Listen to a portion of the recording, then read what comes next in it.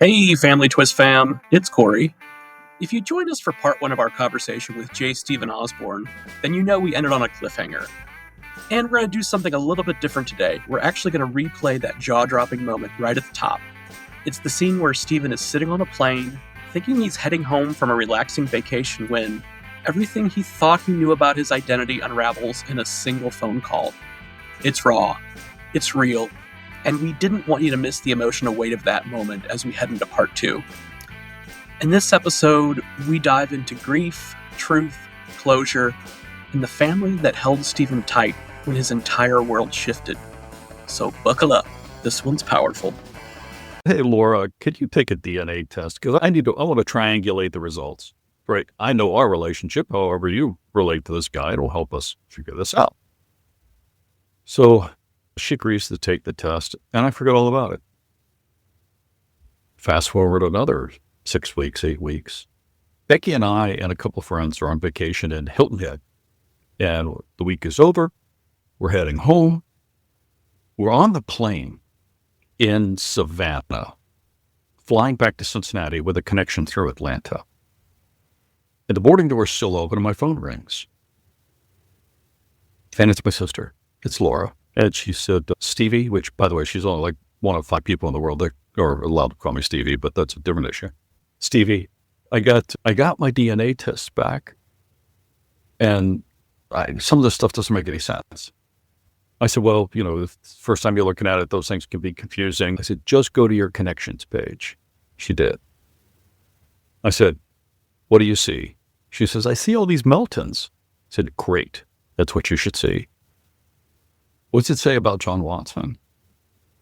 She says, he's nowhere on my report. Corey, I had already done basically there was 8 permutations left by this point in our research, and I knew what that meant. They were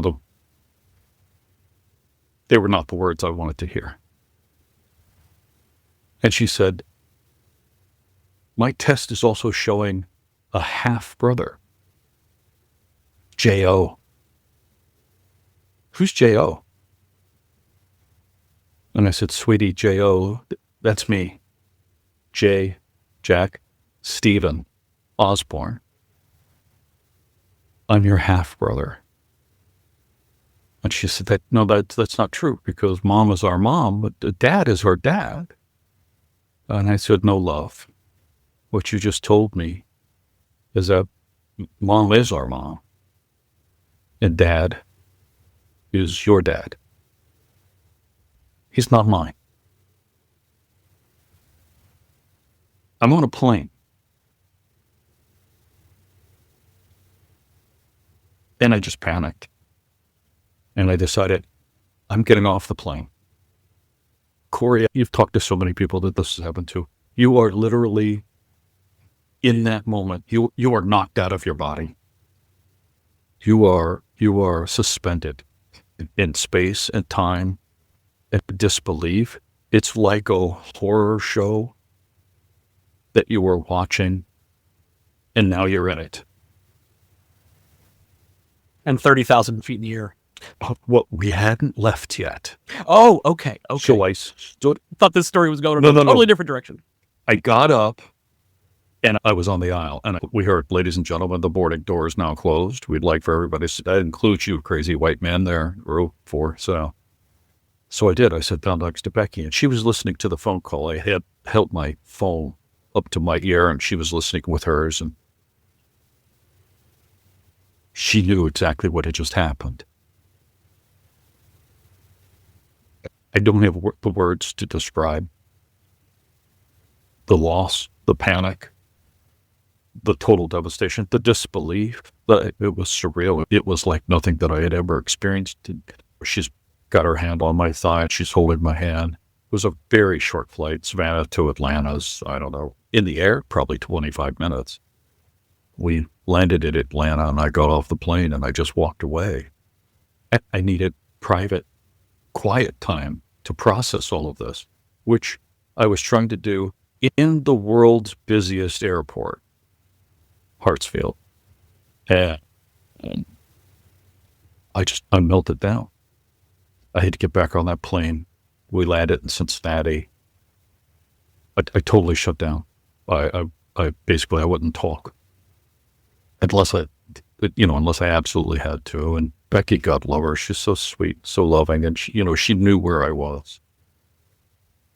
We got home, and I spent the next day just in shock, sitting on our back porch, our screened-in porch, and I believe I may have been drinking. Matter of fact, I'm quite sure I was drinking.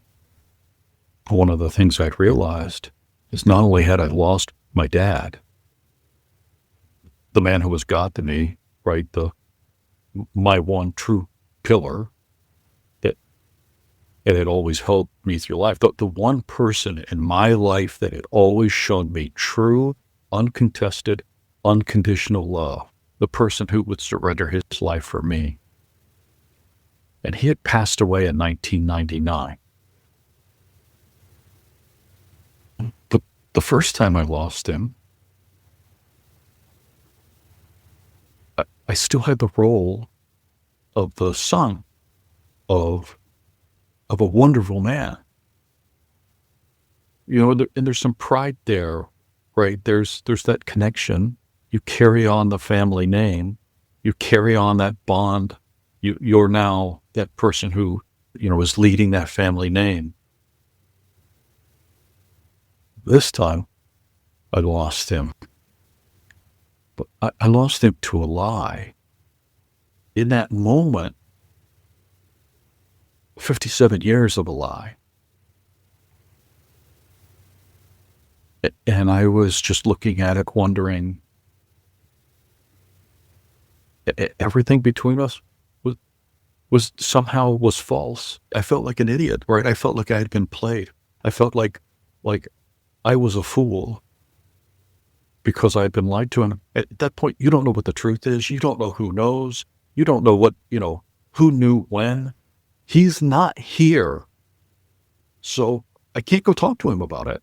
Matter of fact, the only person who was still alive was my mom, who I hadn't spoken to in probably 20 years. Oh, wow. The other thing I realized is I have no idea who my biological father is. I have no clue. The only thing that I kind of could figure out was it was very likely to be one of John Watson's uncles. So that next morning, Becky came out with a cup of coffee and I said, Becca, I don't know where to start. Can you find him for me? That was like the best news she'd heard all day, right? Because she's a forensic genealogist. This was a puzzle. She loved it. I think she was waiting for me to ask. But Corey, you and I both know that those searches could go on for years, decades, with no positive results. So the next morning was Monday morning. I went to work, and she went to work trying to find my bio dad, which she did in about 6 hours. Mm-hmm. She wrote me, texted me, and said, bingo. And I looked at that text and I said, what the hell does bingo mean? Sure. And I came home and she said, did you get my text? I said, yeah, I got text. What does bingo mean? It's like, I found your dad. Implied, dumbass. But I heard it in her voice, right? It was implied. It was there. My father was a Canadian gentleman. His name is Peter Holmes. Now there's some irony. John Watson gave me the clue. Peter Holmes was the answer. John Watson's uncle is my biological father. He was born in Montreal, and he immigrated to the U.S. in the late 50s. My wife found him in, of all things, customs forms. He's going in and out of the country from New York to London, London to New York, and New York to Paris, back to Miami, Miami to London, London to Cincinnati, Ohio. Matter of fact, Marymount. He was living 13 miles away from my mom and dad. From my mom and the man who raised me, the man I'm named after, Jack Osborne. Unfortunately, Peter had passed away in 1982, so there was no way to connect with him. His wife had also passed away. He had no biological children. He had 2 adopted children. He did. Peter. Well, I always say this. It's so funny. I always say he has no biological children because I think of it that way. And everybody goes, well, he had at least one. Yeah, he did have one. And actually, between you and me, I'm just waiting for the email or the phone call that says, hey, I took a DNA test. I think we should talk. I'm waiting for that phone call. Me too. So I don't know how they got together. Here's an interesting thing, though. People talk about nature versus nurture, and I'm sure you've talked about this on your podcasts. Oh, yeah. Jack Osborne was a bus driver for Queen City Metro, for Cincinnati bus system. If you want to know who my father was, Jack Osborne was my dad. I call him my dad. My dad was, and you're old enough to remember this, my dad was Ralph Cramden. I knew you were going to say that. Do you recognize that name? I love the Honeymooners. The Honeymooners. Jackie Gleason played Ralph Cramden in The Honeymooners, and that was my dad. Drove a bus just like Ralph. Wore the exact same suit, tie, hat, just like, Ralph Cramden was round and large and loud, just like my dad. They were, literally, I was thinking about suing the makers of The Honeymooners for ripping off my dad. So that's my dad. My stepdad, a man who I love dearly, his name's Jerry Kondo. We still talk today. He's super. Stepdads, you can't get any better. So I have 2 dads, and it was really great. I had 2 men raise me, Jack and Jerry. He was a truck driver for for Holland Motor Express. So I have 2 dads in the transportation, blue-collar workers, great guys, salt of the earth kind of guys. Not real risk takers. I grow up, I'm an entrepreneur. I haven't worked for a major corporation in 35, 40 years. I have always had an unbelievable fascination with aviation. I'm an entrepreneur that has trained salespeople for the last 30 some odd years. Peter Holmes, my biological father, worked for British Airways as their national sales manager and sales trainer for the eastern half of the U.S. I'd never met the man, but I grew up naming my company, aviation industry, and doing essentially exactly what he did. Peter Holmes died one afternoon while giving a keynote speech at an industry forum. Wow. And I have probably not had the heart attack, but I have given similar speeches to our industry dozens and dozens of times. It's so mind-blowing how DNA reaches right through everything else and affects your life. Yep. Now, we talk about that a lot on the show, and wow, get that news while you're sitting on an airplane. Yes, you're the most private information you'll ever get in one of the most public places you could possibly be. Yeah. Wow. So, Steve, I believe I mentioned this to you before that, Kendall and I, we like to know just enough of somebody's story to get us in trouble because we really like those real, moments, the clutch the pearl moments. So I don't know if you've been able to find out how, why, because, all these people are gone now. Do you have closure there? Yes, I do. So my closure begins with one of the first things I do is I go to talk to my mom. She's still alive at this point. And John Watson has sent me pictures of my biological father. One that I wish he would have sent me much sooner because it would have saved me $74 for a DNA test because I wouldn't have needed one.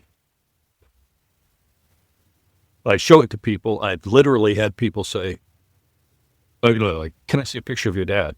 I show them a picture. They're like, yeah, that's you. And I had 2 pictures. about the time when she would have known him. And I called her and said, I'm coming over to the house. I have found some stuff that I believe belonged to her.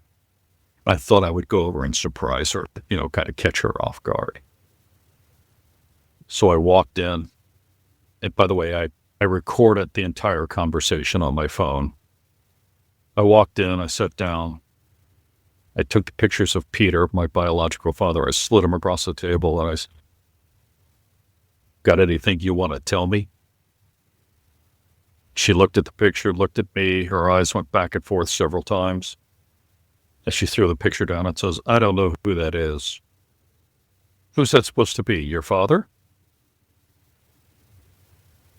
I said, we haven't talked in 20 years. That's a pretty damn strange question for you to ask. I show you a picture of a complete stranger and you want to know if it's my dad?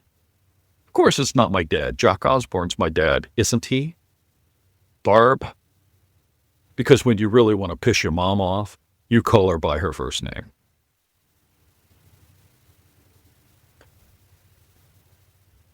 Corey, the meeting did not go well. I didn't start it off in a good way. And it took me time to realize this later, a couple months. But I didn't go over there looking for answers because, first of all, I knew my mom has a very casual relationship with the truth. That's putting it lightly. And I already had the answers I needed. I went over there with really one intent, and that was to let her know that I knew, and if I could, to hurt her. And I feel bad about that. That was not the best version of myself, and it's not the thing I would recommend people do. But unfortunately, it is what happened. I went over there with intent. And if I'm trying to hurt somebody with words, I'm pretty good at it, unfortunately. I got her in a defensive position. She would just mutter and deny and say some pretty stupid things like, I don't know what you're so upset about. Look at your life. Everything turned out pretty well for you. I was like, so that's your position? I've had a decent life, 57 years of lying and all this other bullshit that's going on. That's what you're absolved of all of that because, I drive a decent older car. Come on. What the hell? She said, I'm not admitting to anything. I don't know who that was. Anyway, the entire conversation lasted 13 minutes from the time I walked in the door until I walked out. I went home to see Becky, and I said, I can't believe it. She stonewalled me. She continued to lie to me. I can't stand it. All I wanted was some answers. All I wanted to know was what the hell was going on back when I was born. Just tell me, what was the situation? And Becky looked at me and said, have you read her book? I said, I'm sorry, her what? Her book? Have you read her book? She said, my mom never written a book. I would know that. Of course, as it always happens, Becky hits the keyboard, click, click, click, click, spins the keyboard around, says, no, it's right here. It's on Amazon. You want me to get a copy? I said, yeah, but buy a used copy.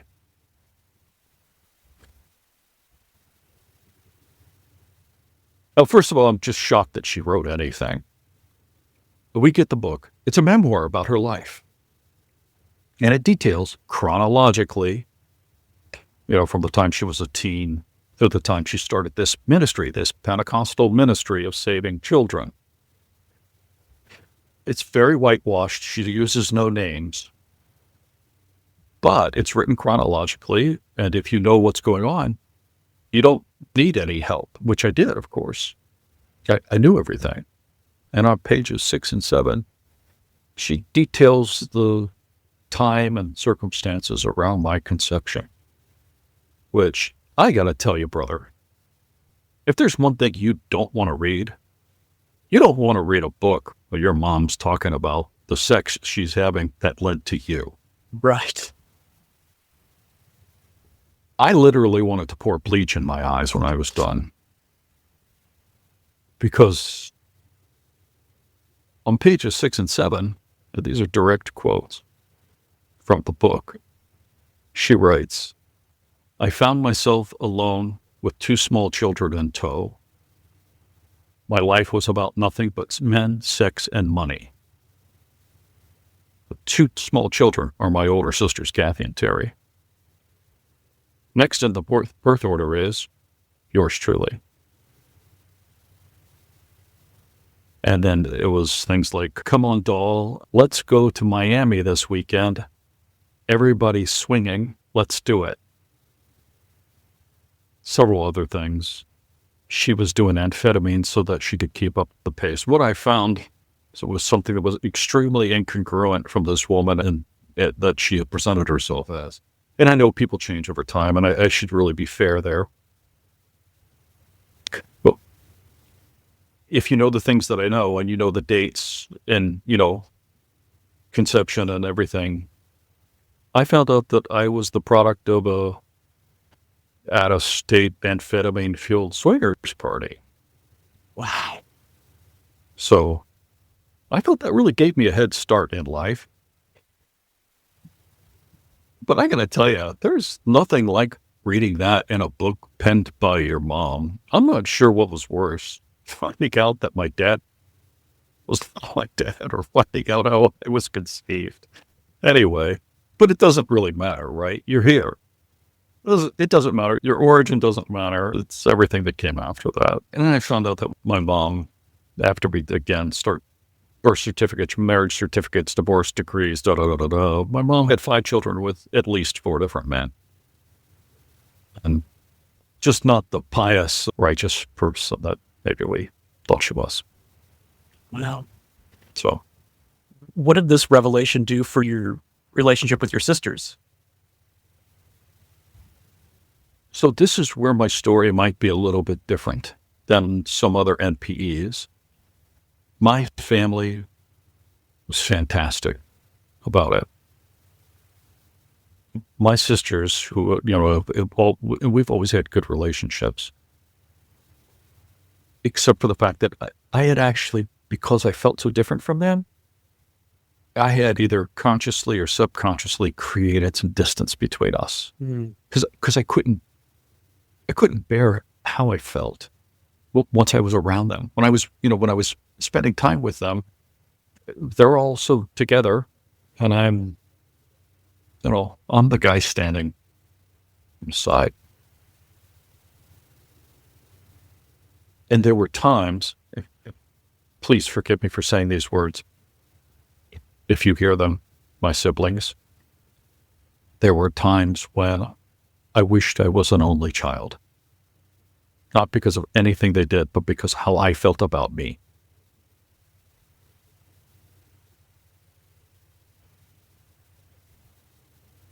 And in that moment, when that moment happened, when I became an only child, there was nothing I more desperately wanted than to have my family. And to have all of them. But now here I am in a position where I am literally the reason why any one of them could take the exit ramp. And I couldn't blame any one of them if they did. So now it's an individual negotiation with every one of them. And to a person. They were all like, hey, don't get any ideas of leaving or going anywhere. You're going nowhere. My oldest sister, my oldest sister, Kathy, said, I will sit on your chest to keep you close. But my Cameron Diaz sister, we were born around the same time. We were born back, and we were growing up in the 70s. And in 1977, there was this real cult flick that came out. There was this movie about a guy and his sister, and they were fighting the forces of evil with their friends. You may have seen it. It's called Star Wars. Never heard of it. And she always referred to us as Luke and Leia. Always referred to us as Luke and Leia. She's like, you're my Luke. Because when things got rough, right, I was in a way her protector, but not that she ever needed protecting. She's a hellraiser herself. I found out in September, October timeframe, and come early December, It's Christmas, and I'm still in pieces. And we're getting ready we're at a Christmas party, and I'm stocking the bar or whatever I'm doing, and I'm still just emotionally devastated from this whole thing. She walks up behind me, puts her arms around my chest from behind, squeezes me as tight as she can, and she just whispers in my ear, "You're still my Luke. I love you. Nothing changes." My stepbrother, Jerry, I had to go tell him we weren't related at all. And he picked up my DNA test results and said, "This piece of paper tells me that you and I aren't brothers." I said, "Yeah, Jerry, that's what it says." We're in the kitchen. He tossed it towards the garbage can. He said, "There's no piece of paper you could bring in here that tells me we ain't brothers. We've been brothers for as long as I can remember. That means nothing." So my experience was, I apologize and I feel bad for those of you who haven't had this, but everything that I was afraid I was going to lose, I gained. All of my relationships got stronger. The day that I learned that Jack Osborne wasn't my biological father, I thought it was one of the worst things that could ever happen to me. And now, 3.5 years later, I realize it's one of the best things that ever happened to me. It really was. It took away all my doubts. It took away all my fears. It took away those feelings of being an alien. I am an alien, but now I know why. And once you know, it doesn't matter. Everything just became closer. I thought I had lost my dad. And I did temporarily, to a spit-fill file in an auto-generated email. What I really learned was, no, I didn't. Because I found out that man knew. And it made absolutely no difference to him. To the last day of his life, he loved me. He wasn't just a good man, he was a great man. Corey, probably the best thing that came out of it was I got a new definition of family. I got a new definition of family that I share with everybody that I can.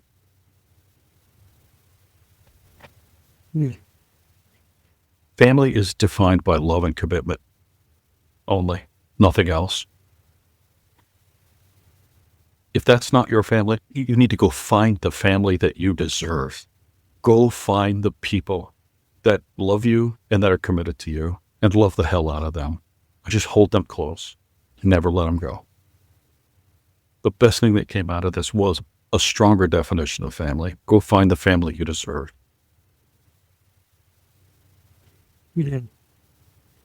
I can see in my mind right now, Jack coming home from work one day in his uniform, 10-year-old Steve standing there and just looking at you and saying, "Baby, you're the greatest."